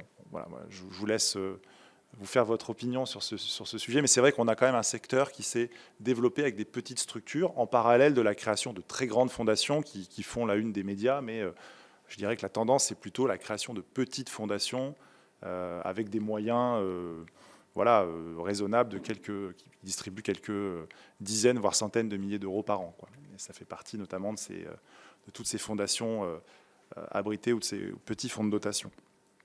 Et je reprends peut-être la parole sur un dernier point. Oui, sur l'intérêt général, c'est vrai que je suis assez... c'est vrai que quand j'explique à mes étudiants ce que c'est l'intérêt général, les étudiants d'une école de commerce, de management, ils sont assez surpris par le fait que effectivement il y a effectivement ces secteurs qui sont listés dans le Code général des impôts. Il y a évidemment le fait de ne pas avoir une activité lucrative où les fondateurs ne peuvent pas s'enrichir. Il y a cette gestion désintéressée. Il y a aussi cette idée de ne pas faire partie d'un cercle restreint de personnes, donc ça ne doit pas profiter à un petit nombre de personnes facilement identifiables. Mais effectivement, la liste des domaines d'intérêt général, elle est volontairement très large. Mais je pense aussi que c'est un compromis qui, pour l'instant, convient un peu à tout le monde, parce que ça permet effectivement une forme de pluralisme. Et je pense qu'il y a aussi un risque potentiel à toucher à ces secteurs, parce qu'on pourrait imaginer que, c'est un débat en tout cas, qu'en retirant certaines causes de ces champs-là, eh bien, on prive tout d'un coup un grand nombre d'associations de la capacité finalement de à la fois faire bénéficier à leurs donateurs d'avantages fiscaux auxquels ils avaient droit jusqu'à présent. Mais je voulais aussi souligner qu'être d'intérêt général, il y a aussi des conséquences en matière de TVA, d'impôts commerciaux. Ce n'est pas seulement pour les donateurs, hein, c'est aussi pour les structures elles-mêmes. Donc, je dirais que le périmètre de l'intérêt général en France est assez circulaire dans sa définition, mais on a un système qui marche plus ou moins bien quand même, et à vouloir le casser ou le reformuler, voilà, je pense que c'est ouvrir une boîte de Pandore et il faut faire attention à ce qu'on va mettre ou ne pas mettre à la place si jamais on voulait toucher à ça. Et je pense que personne dans le secteur de l'intérêt général ne souhaite qu'il y ait de modifications, en tout cas d'après ce que je perçois dans cette liste de thèmes. Voilà. On entend bien vos propos précautionneux. Et d'ailleurs, on les a tenus dans nos propos liminaires. N'empêche que même si tout le monde trouve de l'intérêt, celui qui donne et celui qui reçoit, c'est quand même au bout du compte l'intérêt général qui l'emporte sur le reste. Et donc c'est quand même ça aussi qui doit nous guider dans nos travaux. Monsieur Baldin. Oui, merci. Monsieur le sénateur, je crois que pour vous répondre en partie, il y a quand même un taux de confiance des Françaises et des Français pour les fondations et les associations assez élevé dans le pays. Je crois qu'une dernière étude organisée par France Générosité le démontre. Et cette confiance, elle est due aussi, et je tiens à le signaler, à la montée en compétence des fondations comme des associations sur l'évaluation de leurs actions, sur les mesures d'impact social. C'est un secteur qui a progressé pour rendre compte aux donateurs, mais aussi au pouvoir public, de l'efficacité de ces actions. Il y a encore beaucoup à faire, et nous pourrions d'ailleurs le faire aussi de manière plus systématique entre fondations, entre financeurs, publics pour privés, mais je tiens ici à le signaler, car c'est quelque chose qui est récent et qui est positif pour nos concitoyens, pour les bénéficiaires, mais aussi pour les financeurs, qu'ils soient privés comme publics. Et de la même manière, et pour répondre à Madame la sénatrice, notamment sur l'évolution des secteurs, nous pourrions avoir une démarche, un regard assez macro. Nous connaissons les priorités sociales, de santé, culturelle et éducation pour la philanthropie de manière générale. Si je regarde à travers les lunettes de La France s'engage, nous avons depuis 10 ans reçu plus de 7000 dossiers de candidature d'associations en France. Et ce que nous observons est aussi intéressant parce que c'est aussi une manière de voir ce pourquoi les Français et les Françaises s'engagent, ce pourquoi ils donnent de leur temps, ce pourquoi ils entreprennent. Et là aussi, la confiance, elle vient de là, parce que justement, à la fin, il y a des femmes et des hommes qui s'engagent sur des besoins sociaux des Français. Oui, il y a des enjeux d'insertion professionnelle. Oui, il y a des enjeux d'isolement des seniors. Tous ces sujets que vous connaissez parfaitement ici, ce sont ce pourquoi s'engagent ces philanthropes et ces dirigeants d'associations. Et donc, dès lors que vous avez une adéquation entre une réponse philanthropique, qu'elle soit associative ou de fondation, et un besoin social, vous avez la confiance des Français et vous avez aussi la confiance des pouvoirs publics.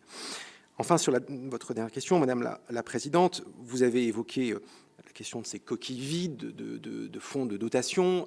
C'est également le cas pour les associations, hein, vous le savez, en France. Dans notre République, démocratie rime souvent avec éducation. Nous avons assuré une grande démocratisation de la philanthropie à travers ces fonds de dotation. Peut-être pourrions-nous aller plus loin dans l'éducation à la philanthropie, dans l'éducation à la générosité. Cela passe par un travail dans les écoles, dans les collèges, mais aussi dans l'enseignement supérieur.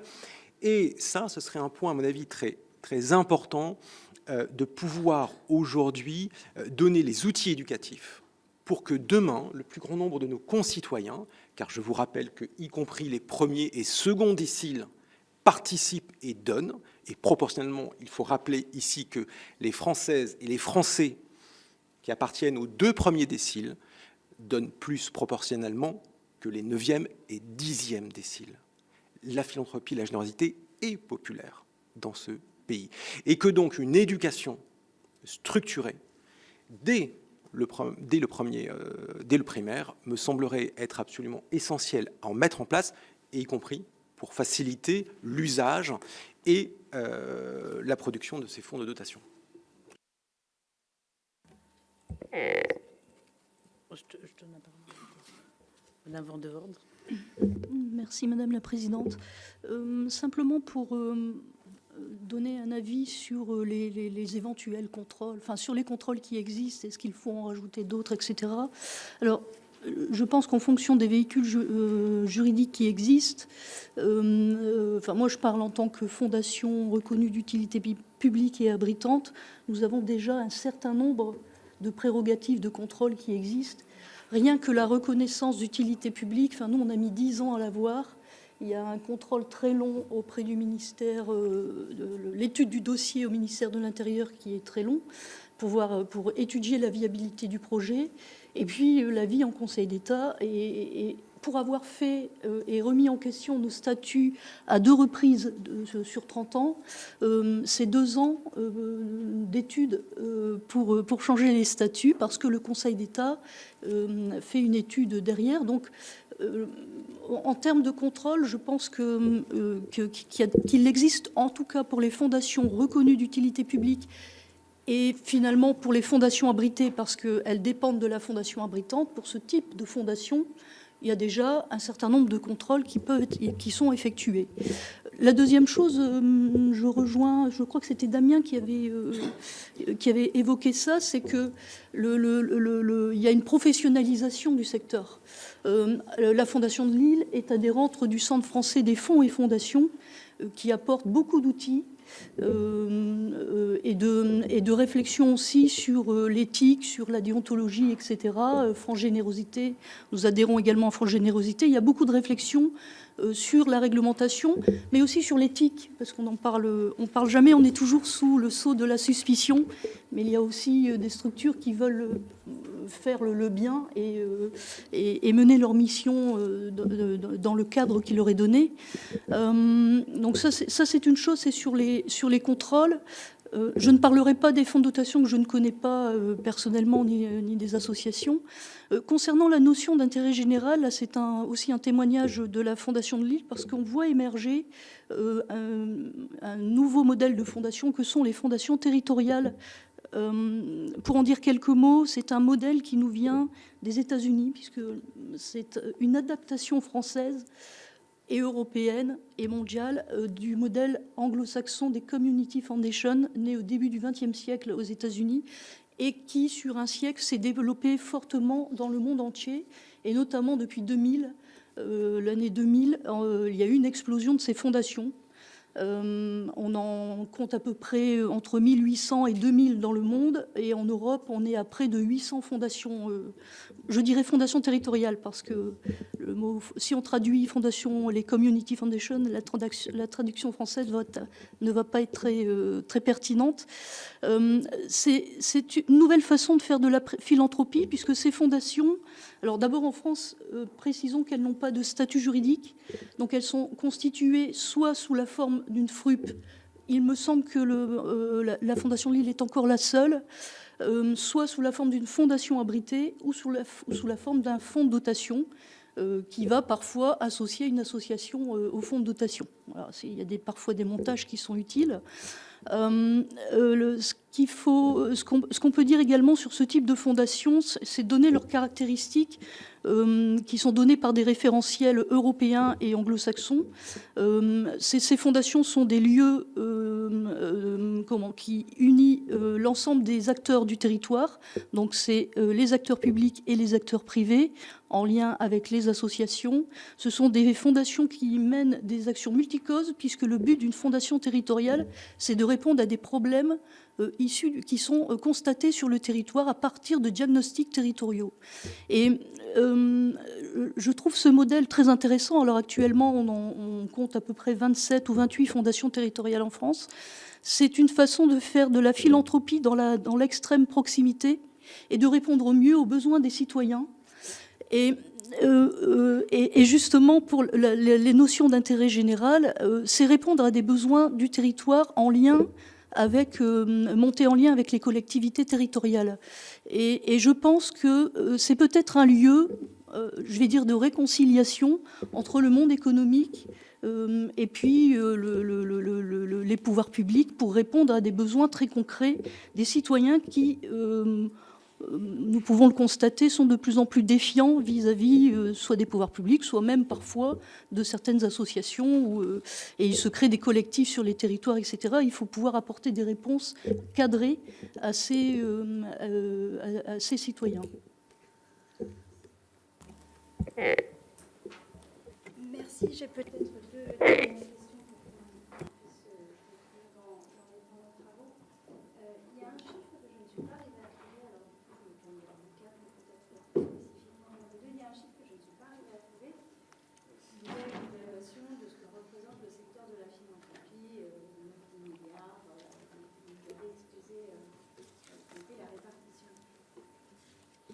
C'est mieux si j'allume le micro. Merci. Ce chiffre-là, donc le secteur de la philanthropie, je suis arrivée à le trouver. Ce que je ne suis pas arrivée à retrouver, c'est ça représente combien en recettes dont se prive l'État, que ce soit par les défiscalisations ou par tous les autres dispositifs par lesquels l'État ne perçoit pas de ressources. Est-ce qu'il y a une évaluation de ceci ? Première question. Et deuxième question, dans ce que j'ai lu et compris, il n'y a pas d'impossibilité pour un fonds de dotation d'être financé par un prêt.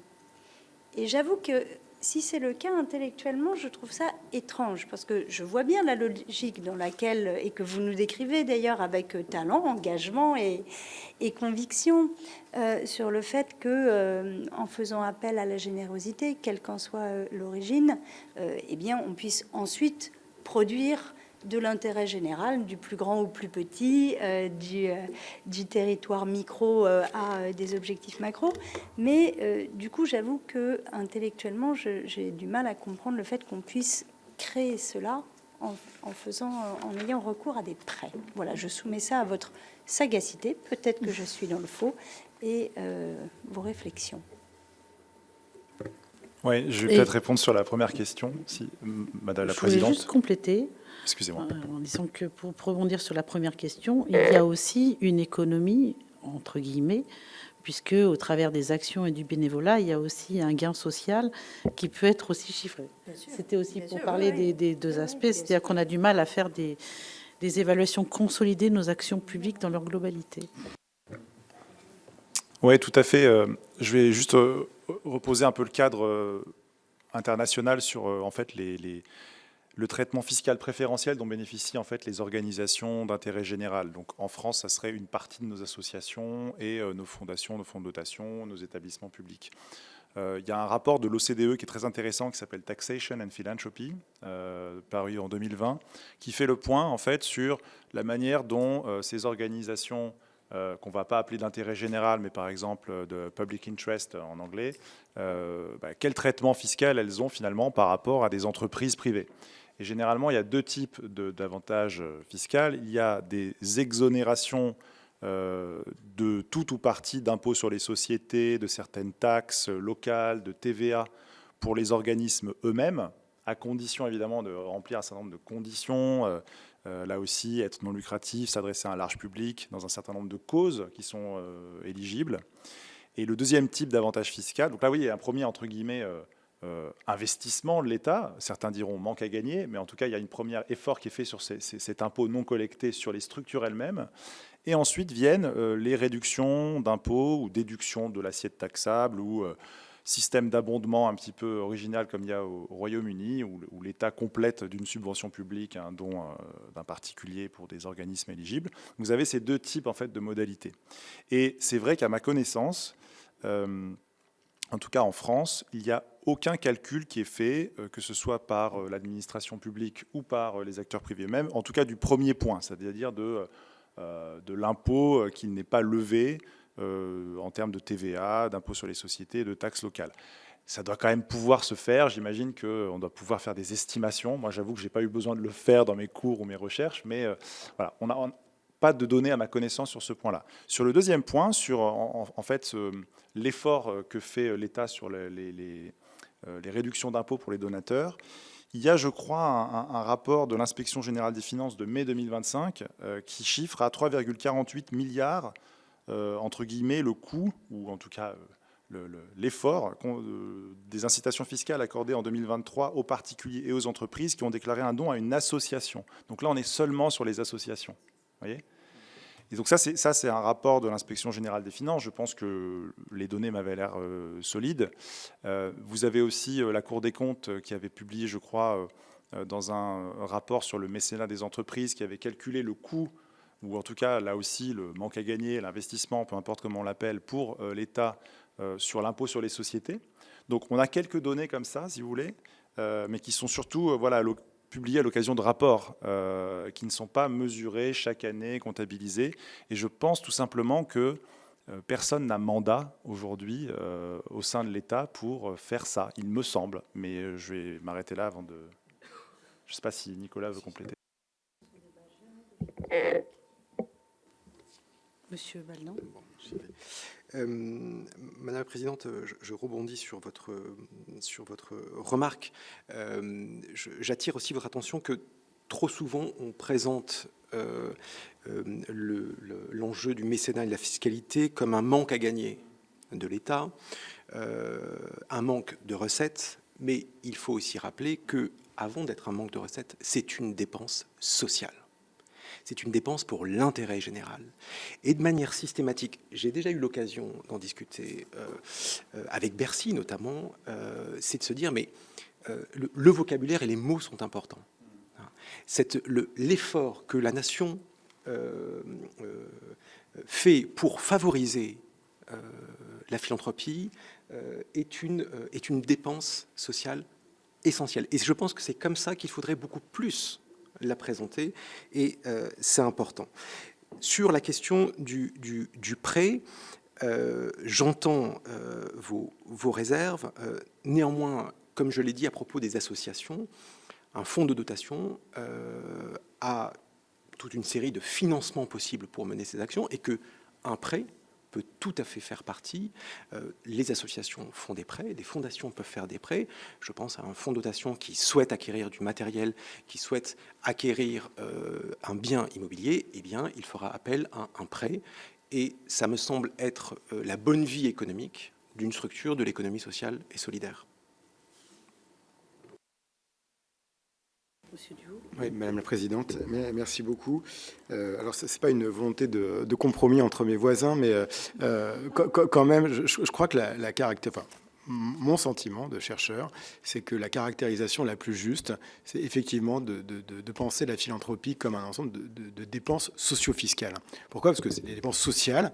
Voilà, c'est à la croisée, un trait d'union, littéralement, sémantiquement entre mes voisins. Mais pourquoi c'est important de le conserver? Pour une raison très simple, c'est qu'effectivement, l'objet ou le mandat, ce sont ces dépenses sociales avec ces thématiques qui sont reconnues fiscalement. La modalité d'action est indirecte. Et donc, comme la modalité d'action est indirecte, elle va ouvrir ce champ à l'ensemble des acteurs que nous avons essayé d'évoquer, de circonscrire dans leur diversité, dans leur différenciation en termes de professionnalisation. Et je crois que là, c'est vraiment une modalité très importante à avoir à l'esprit, en sachant qu'encore une fois, nombre de politiques publiques sont de fait dans des secteurs très différents. Et évidemment, il y a l'amendement Coluche dont on n'a pas parlé, mais qui est important. Dans des secteurs comme l'aide alimentaire, par exemple, la politique publique, ce n'est pas une question de symétrie des volumes, mais c'est une co-construction. Donc je crois qu'il faut avoir en tête véritablement l'interaction des acteurs publics et privés dans, je dirais, le régime général des politiques publiques, et ce n'est pas quelque chose d'exceptionnel. Ça, je pense que c'est vraiment important à avoir à l'esprit dans les travaux et dans la réflexion. Et sur cette question, juste la question fiscale, j'ai beaucoup apprécié ce qu'a dit Damien Baldin sur le fait que, effectivement, les plus modestes contribuent. En tant que président du CNLE, on a eu des témoignages où les personnes du 5e collège, donc la moitié des membres de cette instance placés auprès du Premier ministre, sont des personnes en situation de pauvreté. Et elle nous disait, ce qui a été terrible pendant la crise sanitaire et la crise inflationniste post-invasion de l'Ukraine, c'est qu'on ne pouvait plus faire les petits dons aux associations qui étaient si importants pour nous donner le sentiment d'être des contributeurs à la société. On ne pouvait plus, donc on donnait vraiment, je dirais, quelques euros pour compenser le chèque qu'on ne pouvait plus faire parce que tout simplement le budget ne le permettait plus. Et ça, la puissance publique peut peut-être, je dirais, imaginer des dispositifs de soutien à cette philanthropie populaire parce qu'une partie de ces personnes qui donnent ne sont pas assujetties à l'impôt sur le revenu, sur les personnes physiques, et pourraient tout à fait, par des crédits d'impôt, par des mécanismes, encourager cette philanthropie qui ferait un peu, si vous voulez, contrebalancier, contrepoint à cette concentration des dons vers des catégories aisées, qui est une autre réalité du secteur. Et ici, là, encore une fois, revenir sur le point qui a été évoqué par Madame la sénatrice tout à l'heure, c'est ce qui se joue dans cette utilisation, instrumentation de la philanthropie. Au fond, c'est aussi une capacité par rapport à laquelle la société a besoin de débattre. Et donc j'encourage, moi, évidemment, c'est un plaidoyer pro domo, mais la recherche, le diagnostic, la discussion critique sur ce secteur qui est si important, parce qu'au fond, c'est aussi la traduction, je dirais, de préférences, d'initiatives privées dans l'intérêt général. Et dernier point, c'est la question de l'évaluation pluraliste, de l'évaluation participative des effets sociaux, sont, à mon avis, une des questions clés de la légitimité de long terme du secteur. Madame Devorde, vous voulez... Non, ça va dans le sens de ce qui a été dit. Simplement considérer le mécénat et la fiscalité comme étant complémentaires des aides des pouvoirs publics. On est dans la complémentarité. Et sur un territoire, que le citoyen soit bien informé que l'entreprise sur le territoire participe, que les pouvoirs publics participent, que le citoyen lui-même, qui pourrait être bénéficiaire, participe. La co-construction, ça me semble quelque chose d'important. Et avec les fondations territoriales, ça permet véritablement la territorialisation de la mise en œuvre des objectifs de développement durable et de se dire, au-dessus de nous, il y a des enjeux qui sont très grands, mais qu'ensemble, sur un territoire, nous pouvons réussir à les surmonter. Et je pense que c'est une façon aussi de créer de la confiance.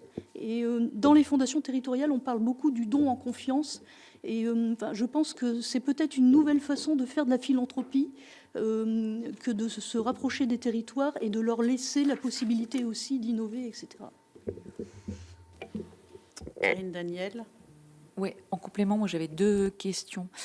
Pour avoir une vision plus globale et plus consolidée selon vous, en tant que chercheur, quel serait l'outil en termes de données, en termes de consolidation de données qui serait vraiment utile et pertinent de mettre en œuvre pour pouvoir observer des évolutions et puis vraiment avoir des éléments consolidés qui puissent être utiles à la décision publique, à la recherche et au pilotage et à la vision globale du secteur, parce qu'on va avoir évidemment à auditionner différentes administrations, donc je pense que ce serait utile aussi qu'on puisse faire des recommandations sur ce volet.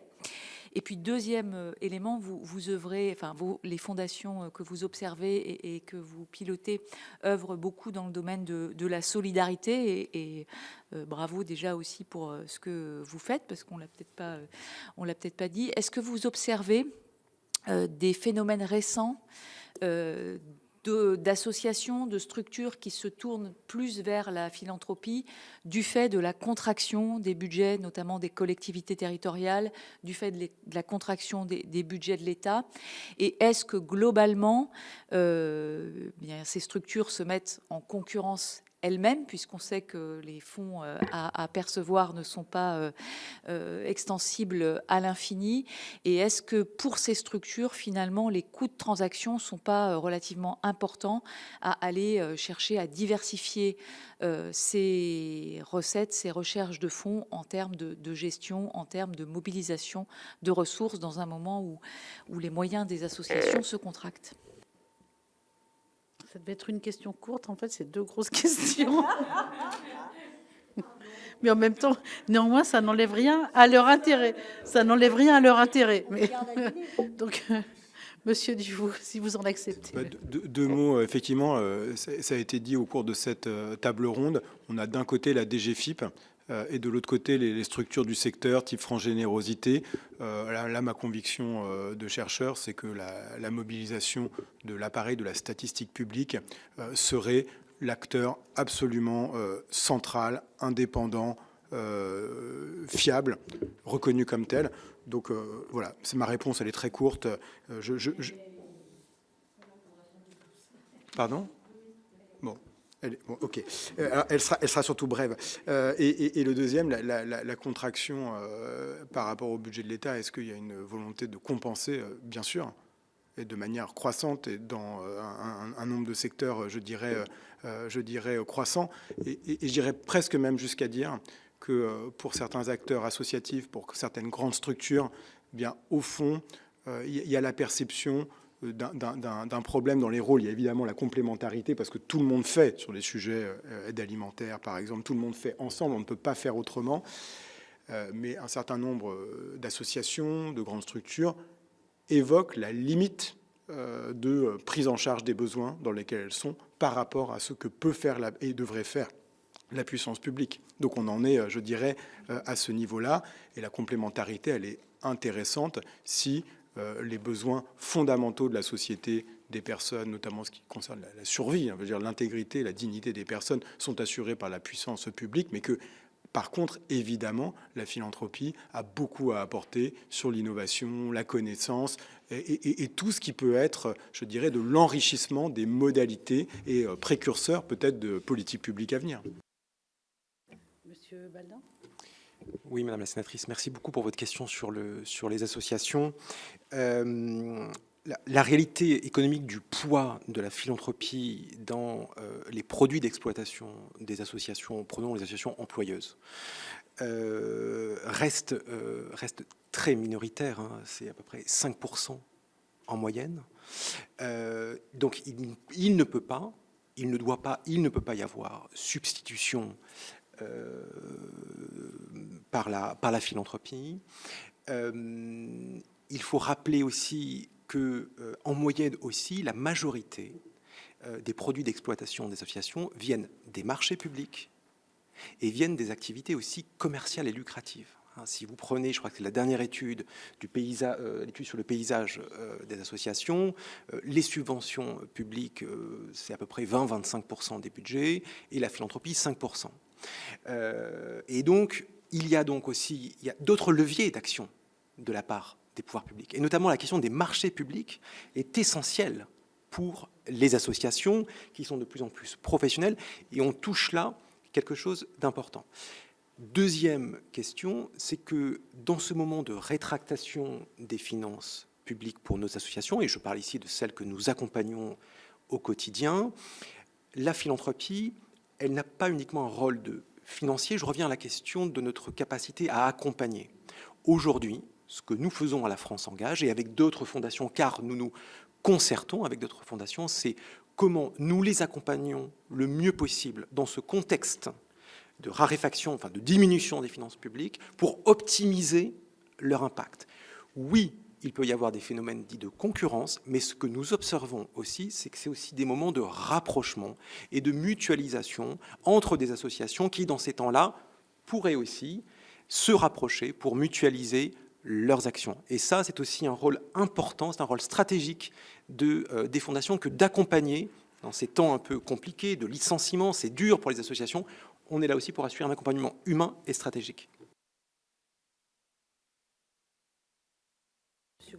Très rapidement, je souscris à ce que disait Nicolas Duvaux sur la statistique publique, avec au seul petit ajout, il y a beaucoup de dons en fait qui ne sont pas déclarés, qui sont invisibles et qui peuvent échapper à la statistique publique, même la plus fine. Et c'est là aussi l'intérêt des estimations que font notamment les acteurs du panorama national des générosités, notamment pour tracer tous ces dons de la main à la main ou ces dons des personnes les plus modestes qui ne payent pas d'impôt sur le revenu. Donc n'oublions pas aussi tout ce qui va échapper à la statistique publique et donc qui gonfle. Enfin, le chiffre de 9 ou 10 milliards est forcément, je pense, sous-évalué parce qu'on est prudent sur ce chiffre-là. Effectivement, je voulais juste effectivement réagir sur ce point-là.